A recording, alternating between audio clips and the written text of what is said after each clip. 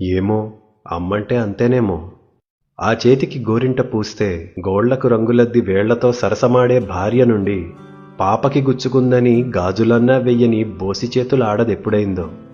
పడుచుకళ్ల చూపులు పొడిచేస్తుంటే సిగ్గుతో సర్దుకుని మురిసిపోయే కుర్రది. పరాయి మగవాళ్ల మధ్య పట్టించుకోకుండా కొంగుని కప్పి ఆకలి తీర్చే తల్లెప్పుడైందో. సరదాలు సరిపోక మొగుణ్ణి గిల్లిపెట్టే వనిత, సరిగా నిద్ర కూడా లేని ఒంటరి యోధురాలెప్పుడైందో. ఏమో, అమ్మంటే అంతేనేమో. ఉన్న రుచులన్నీ ఊరించి చంపిన బిడ్డ కోసం అడ్డంగా తలూపిన త్యాగం ఎప్పుడు పుట్టింది?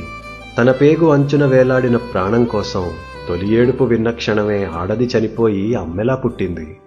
అన్నిటికీ అమ్మనే అవసరం మారి ఆమెకేమొచ్చనే రోజొచ్చిన మౌనంగా దుఃఖాన్ని దిగమింగి చిరునవ్వు చిందించే ఓర్పెక్కడిదో.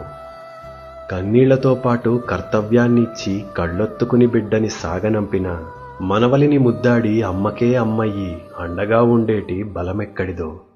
7 పదుల వయసు మీద పడినా, చిక్కిన చేతులు ముడతపడినా, ఆకలిగా కొడుకొస్తే బువ్వ పెడదామని గుమ్మంకేసి చూసే జాలెక్కడిదో.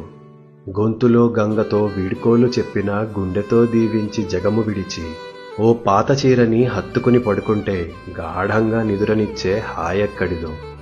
ఏమో, అమ్మైతేనే ఇలా ఉంటుందేమో. బంధాల కడలిలో మొదటి అల అమ్మది. అమ్మ నాది అనే అధికారమే లేని పసిగుండె క్షణములో పగిలిపోదా? అమ్మ లేదు అనే రోజంటూ వస్తే సొంతగూడైన శ్మశానమైపోదా?